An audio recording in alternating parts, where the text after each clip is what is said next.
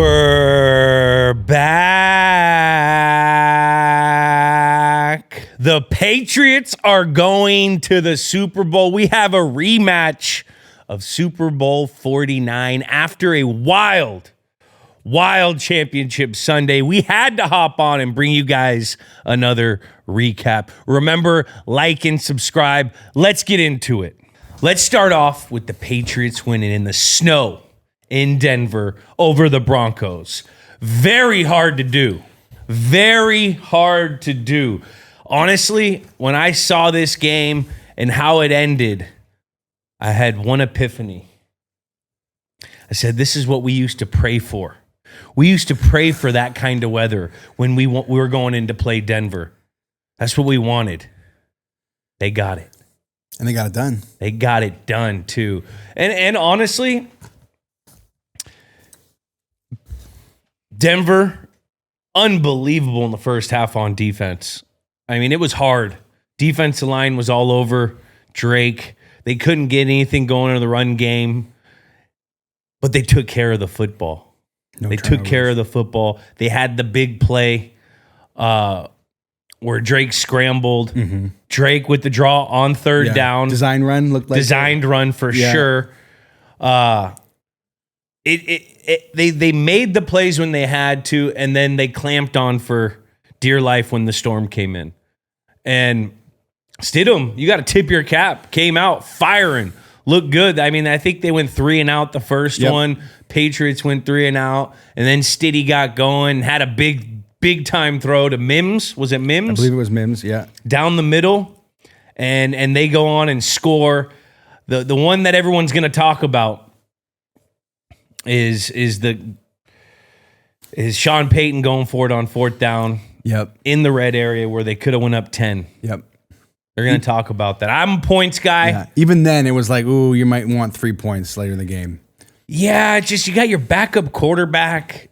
How good are your 4th and 1 plays? You haven't been running the ball very good against this Patriots defense. Patriots defense is good against a run.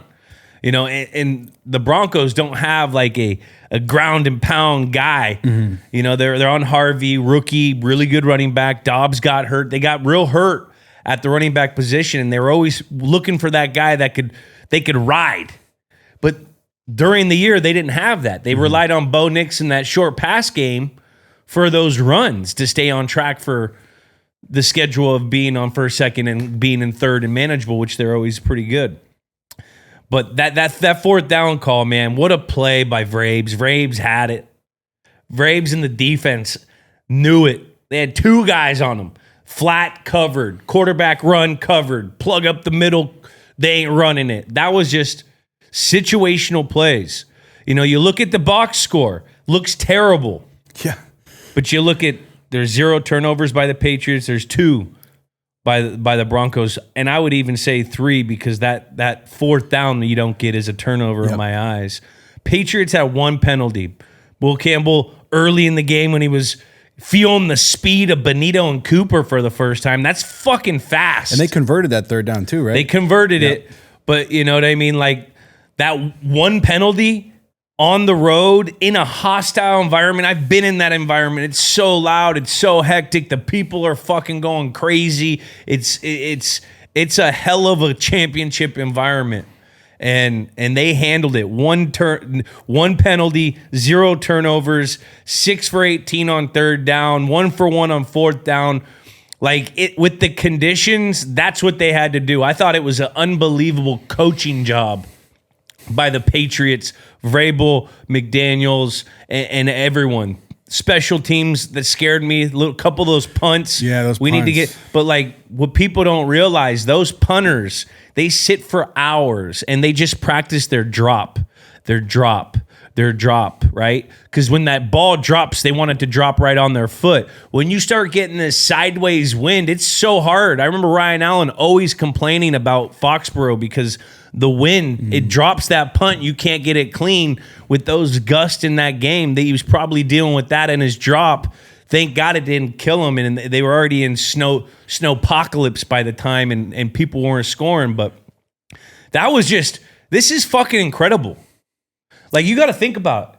I mean, this is up there this turnaround is up there with the Indiana shit. And I know people aren't going to say that because Indiana doesn't have a winning culture and all that, and they've never won. But seriously, this team went 4-13 last 2 years. Yep. 3 different head coaches. And you know who's looking like a fucking G right now? You know who's looking like a G? RKK. RKK looking like a G. I think he's the only owner to bring 3 different coaches, 3 different quarterbacks to a Super Bowl. He's been in it. This is his 12th Super Bowl. My guy needs to be in the Hall of Fame. Crazy. Yeah, this is case for Hall of Fame. If he was borderline before, I don't think he was. But Well, he was never. Just they got to put him in. You got to put him in. Yeah. I mean, he's looking. Him and Jonathan, man, looking smart. And if you look smart. If you look at the first 2 dynasties, the big threes, Brady, Mr. Kraft, and Belichick, Brady's got a Super Bowl. Mr. Kraft went back to a Super Bowl. That's it. That's all I want to say. And we'll see what North Carolina does. Carolina does this year. Hey, no, but I'm just saying, everyone, Mr. Kraft, man, everyone was talking about everything else. Mr. Kraft looking pretty damn smart right now. What are you most impressed with this Patriots team, this edition? I'm so impressed that they hit on every defensive player that they brought in free agency. I'm really impressed that Vrabel got everyone to believe. I'm super impressed. Milton Williams, you spend a boatload of money on him. What's he do? He goes and he's a fucking menace in these playoffs. He's a menace. Barmore had the blood clot a couple years, whatever, dealing with that. We forgot how beastly he was. You put him with Milton Williams. You got the guys on the edge, Landry, and they hit on a lot of those guys. And I'm super impressed with Josh McDaniels and how he has developed Drake May. Drake May hasn't played his best game in the playoff yet, but he's gone against the best goddamn defenses there is in the fucking league. They're the only team to beat 3 of the top 5 defenses in the league on the way to the Super Bowl in NFL history. I mean, he's calcified for the Seattle defense. They've been going against Benito, Cooper, last week, Hunter, Anderson. The week before, you get Tonga and Minters and that deep. Like, they've been going against tough defenses. The fact that, he learned from his mistakes the week before. It looked like Drake was thinking about taking care of the ball early in the game. He didn't want to lose the game. Mm-hmm. But look, this guy's in his 2nd fucking year. And it's going to be sunny in the Super Bowl this year. We hope. 2nd year. Yeah, way ahead of schedule. And sometimes this is something we always heard. In the playoffs, it's not about the team that makes the most plays. It's about the team that makes the least amount of mistakes. Mm-hmm. Plays are going to be made. You got to make more plays, though. But the team that makes the least amount of mistakes, I definitely botched that. Someone's going to be watching that who used to say that. Well, Vrabel said earlier in the season that he wants a team that's good enough to take advantage of bad football. And that's what they are. Yeah. They are the identity. I hear them talking about identity. I'm so excited for them. Fuck, dude. That's it makes me proud to be a Patriot. Makes me proud to be a part of this. This is sick. Everyone is fucking like, oh, fuck the Chiefs. They're out. Yeah, they're out. Yeah. Patriots slide right in the back door. Yeah, boys. And it seems very eerily similar to when the Patriots for the first time had to go in and play that greatest show on turf. Everyone thinks, oh, Seattle's going to win. They're going to blow them out. 4.5 points right now at the spread when it could be 5. Look. 2nd-year quarterback, defense first. Man, it was like I was waiting. I'm sitting there like, are they going to continue to play mistake-free? I was waiting. And they did. Drake didn't fuck up a snap, or Campbell was struggling a little bit at first, but then Josh started calling the plays to protect him. I mean, that was a tough task, man. You're on the road. I don't care about Stidham. I'm talking about the offense against that defense in a home environment for that team. That's tough, man. That's a big time win. 9-0 on the road. First time in NFL history. Wild. Fucking That is big boy stuff. I don't care about schedule or anything. Okay, even if you're supposed to win them in the National Football League, it's hard to win them. Especially this time of year. Man, I feel bad for Stidham. Because after those first couple drives, do you think Stid thought to himself, man, I'm about to make hella money. I'm about to be I'm going to the Super Bowl. You think Stiddy was thinking that? He had that smile early in the game. Nah, that's Stid though. He's just a confident, cool dude. And he played his butt off. I mean, he hasn't thrown a ball in 5 years, whatever it was. And he goes out and that we were all sitting there like, oh shit. Nah, he ain't gonna do that, is he? And then the Patriots tightened it up. What do you think of two pretty big moments towards the end? That Christian Gonzalez, shout out Christian Gonzalez, go watch our interview with him last week. Yeah. That pick. I mean, that's what I didn't say Christian Gonzalez, but your big time players making the big time plays when the team needs it. And yeah, it was an easy pick, but a lot of guys could drop that. It kind of reminded me of that Stephon Gilmore Super Bowl 53, where they got confused with Goff in the Super Bowl, and he was in the right place, didn't panic, fucking closed the door. Christian Gonzalez came on the fucking pod. That's why you come on the pod, you get some good shit going.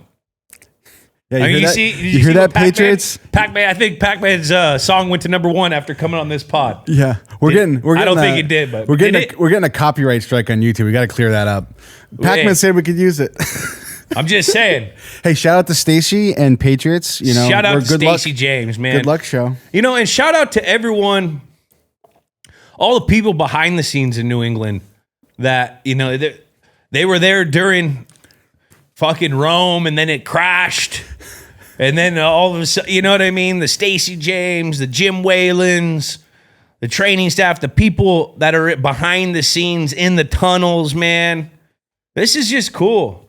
And they get to go into a new practice facility next year, I think, too. Man, it's so cool. And let's hope they're not practicing near the electrical station. Yeah, we can't be practicing. We got to be away from that. We got to get him to Redwood City. Yeah. We got to bring him to Red Morton. Bring him to Red Morton Park. We'll take the Patriots. We're going to come out to Redwood City, my hometown. I got barbecue. We'll have a couple Polynesians roast a pig. We'll have dinner for you guys right after. We'll give you the whole Redwood City experience. Then we'll go down to Chavez Meat Market. We'll get some goddamn meat for after the practice #2. We'll make some tacos. Maybe then we'll go to Harry's Hofbrau day 3 because there's 3 practices, and we'll bring in a nice cater from Harry's. Come to Red Morton. Get away from the power plant. We don't need no fucking injuries. Man, I'm juiced. I couldn't help but think of Ernie Adams. Hey, shout out fucking Leonard Taylor. Tip. The block. That was blocked. I saw it right away. I saw it. I was like, because you couldn't see shit, but you saw the ball come off and then it changed. I was like, oh, that someone got that. Did you hear what Will Lutz said? That there might have been the offensive line lined up a yard too close. So his kick was 6 yards from the line of scrimmage instead of 7 yards, and maybe that 1 yard was a trajectory for sure trajectory. Yeah, that they couldn't see the line, so there was a little bit of skew. Hey man, operation. I couldn't help but think of Ernie Adams screaming at the TVs. You gotta switch to the 7 studs. Oh, 1,000%. I was looking for guys. When Drake slipped on that one where there was a fumble, I was like, "Oh my god, there better be." But Vrabes has heard that. Vrabes told them 7 studs. They were wearing 7 studs. The thing is, Vrabes is very much what we were, just an evolved version with EQ. Mm-hmm. He knows how. Like, he's just a person that's been in it, that knows how to speak from the experience of the dog shit grind of it, and the believing in it, and the repetition of practicing it, and the repetition of everything matters about practice. And when we see it in practice, it turns into game execution. He just delivers it in a different communication. New rapper, same message, new package. Yeah, I'm so excited for these guys. Fucking Josh McDaniels and the boys back in, and you got it, Elliot Wolf, man, or whoever's calling shots at bringing guys in. I don't know who is. All the guys they brought in made plays on defense. receiver room. Diggs was a huge kickstart to getting that attitude in that receiver room going. They made Hollins too. Matt Hollins. He came in, made a big third down early to flip. Like there was a lot of field position. There was a field position battle of this game that they were playing, and that Matt Collins third down where that flipped the field position. They didn't score anything, but they got it out of the goddamn end zone. They were in the 8-yard line. The Broncos were winning the field position game all fucking first half. Their punter was crushing it too. Punter, that guy's got the Coughlin corner. Yeah. Oh, man, it was just, it wasn't like for the fan who's not a fan of these teams, they're like, that's a boring game. Yeah. But the fans of these teams were sitting there watching it like you're on edge the whole time. You're one play away, especially when you get into snowpocalypse, whatever it was. Like, just hold on, boys. Honker down. And then one last thing, the Drake May conversion with his legs to end the game. Did he do it on his own? That's what I heard, that he saw it and went. But just like you look at the box score, he didn't have a great game per se passing, but like showed up, made the play with his legs when he had to win the fucking game. Yeah, but this team and this coaching staff, they do a good job of adjusting to the game and doing what it takes to have one more point than the other team.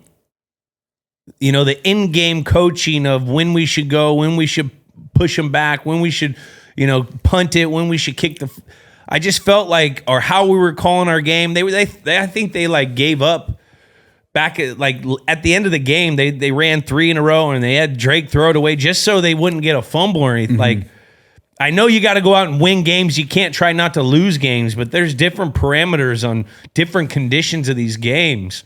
I thought the coaching staff, 1 penalty, 0 turnovers, defense fucking played big boy ball, which no one talks about the Patriots defense. We talk about everyone else's defense, but the Patriots are giving up like goose eggs to these teams. Yeah, the offenses haven't been good they're going against, but they're in the playoffs, in the AFC Championship. You know what I mean? You're in the divisional round. You're in the wild card. These are only, you know what I mean? So that defense, they tackle well. I didn't like Spillane got hurt his ankle. They got banged up there.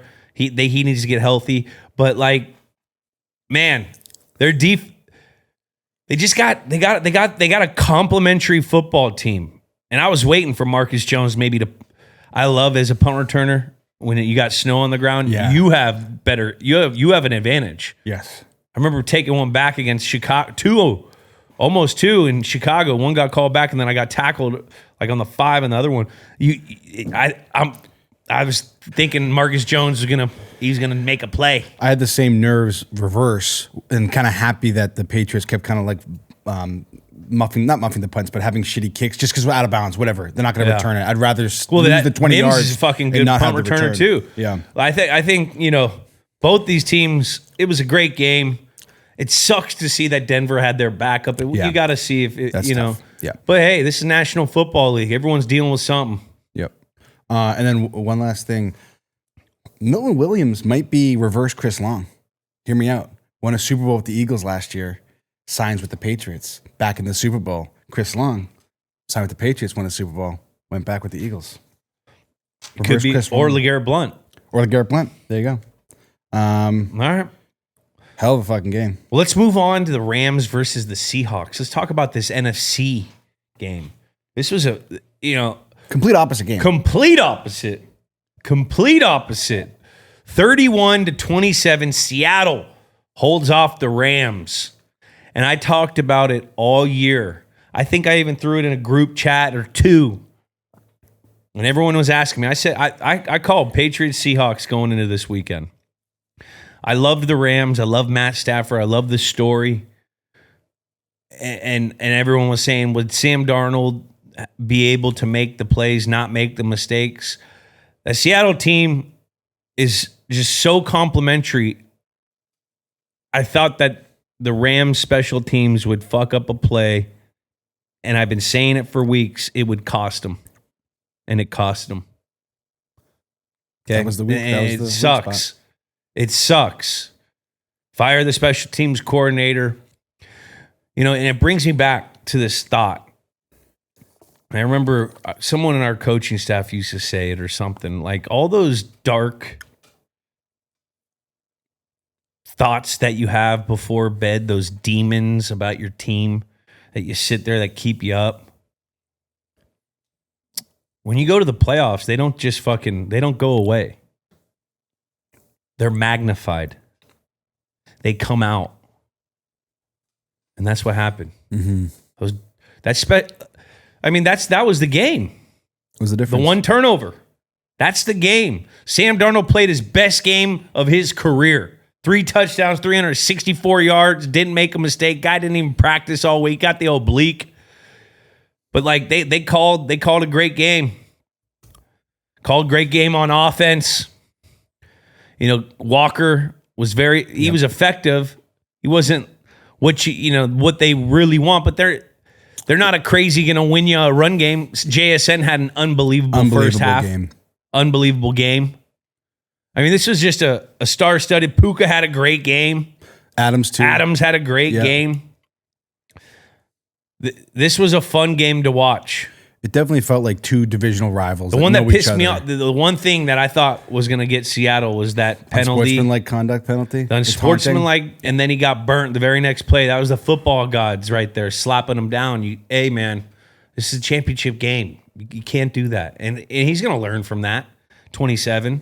He's a good football player for the Seattle Seahawks. But, you can't do that.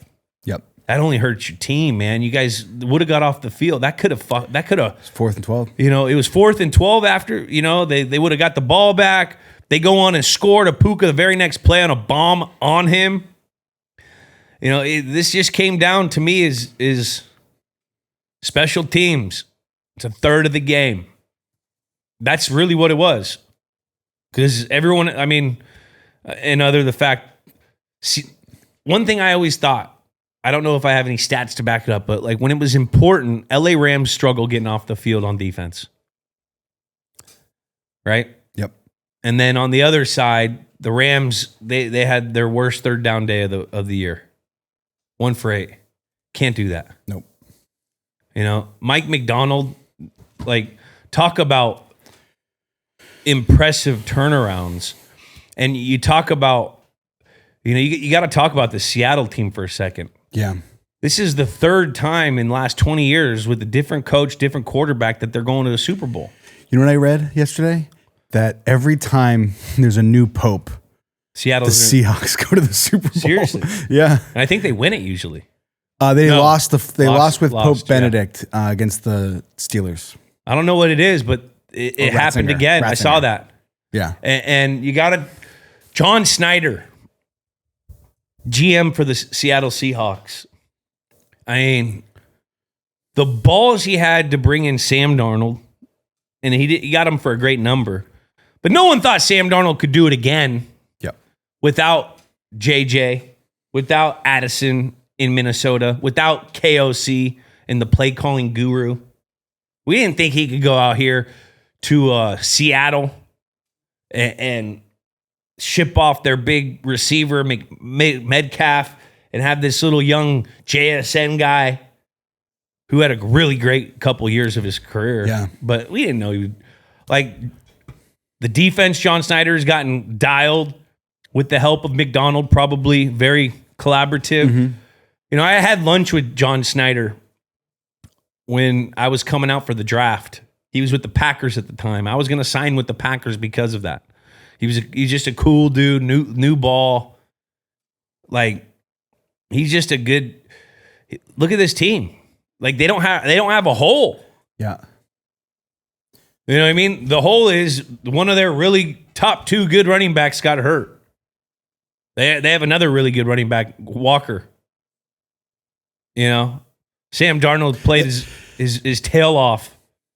Raheed Shaheed trade in the middle of the season, unreal. Yeah. Brings another dynamic piece on special teams, brings another dynamic piece to break the top off for JSN to eat. Have we ever seen Cooper Kupp got a touchdown. Cooper Kupp on situational plays.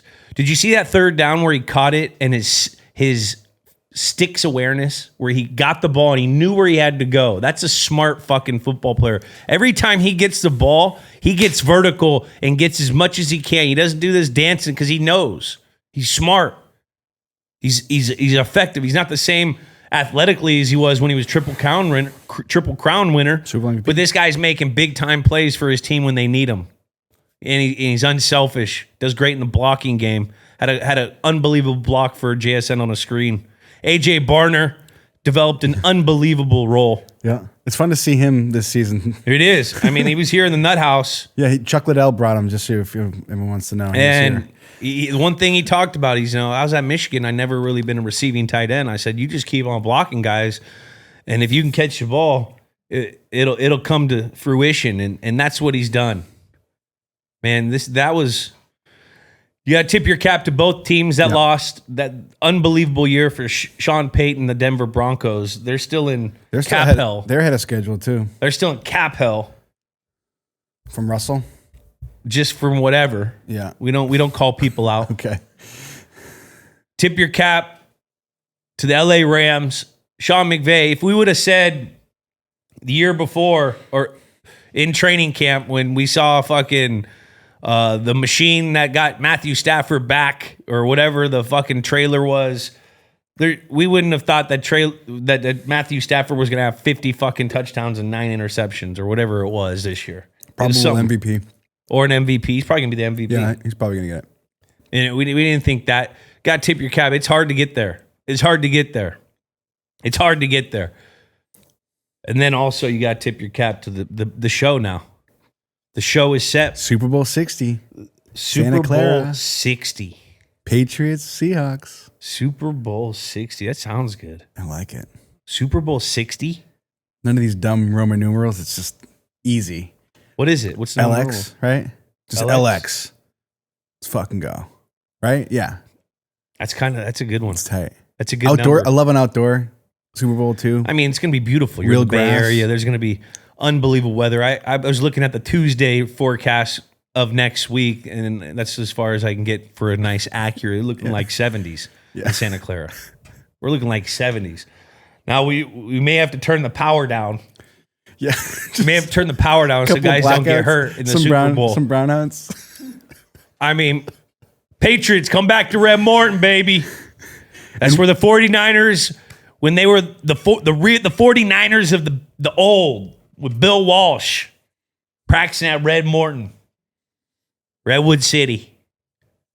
I think we got to get the Patriots to Redwood City. Chavez Meat Market. We'll get a pig with some of my Polynesian friends, and we'll get Harry's Hofbrau. Well, we'll be up there.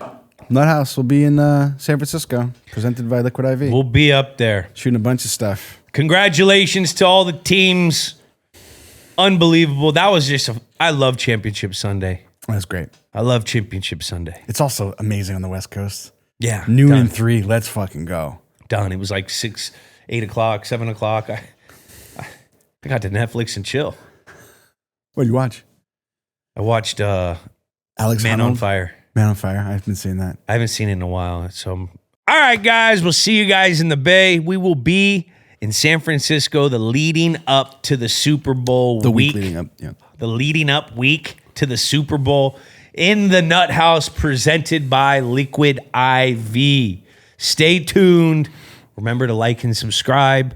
Again, we got a new Games with Names tomorrow with comedian Mark Norman. It's a good one. It's a fun one. Yeah. Fun. He's fun. He's funny. He's fucking got that dry humor that like makes you uncomfortable with what he says type shit. So quick, too. He's so yeah. River City Relay was a fun one. Very, very fun game to go over. The River City Relay. And the new Dudes on Dudes is dropping this week. It's going to be Friday this week. Just heads up. Friday, everybody. We'll be determining our all dudes team this week. We'll see you then.